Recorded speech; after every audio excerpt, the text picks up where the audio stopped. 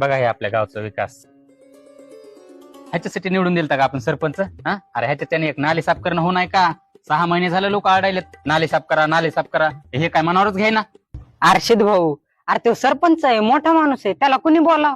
कोण बोलन म्हणजे? आपल्यालाच बोलावं लागेल ना. आणि एक लक्षात ठेवा आरुष, चळवळ केल्याशिवाय क्रांती घडत नसती. चल मी बोलतो सरपंचाला, बघू नाल्या कशा साफ होत नाहीत तर.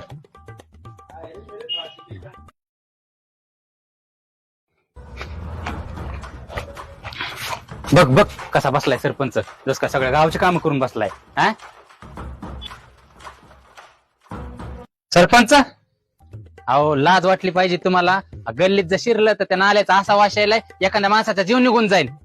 लोकांचे लेकरं आजारी पडायलेत, अहो नवीन नवीन रोग यायलेत, आणि तुम्ही तर मोबाईल बघत बसलात बिन लाजावनी.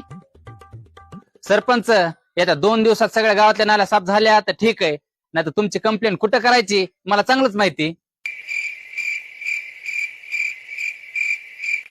बोलो जुबा केसरी.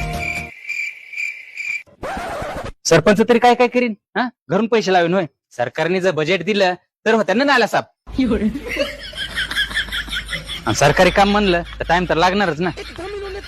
अरे चल ना आरुष. मैं गाली नहीं दे सकता. नहीं, गाली नहीं देना. फैमिली देखती है, वरना मैं ऐसे ऐसे गाली दूं, ऐसे ऐसे गाली दूं ना जिंदगी. Download ShareChat.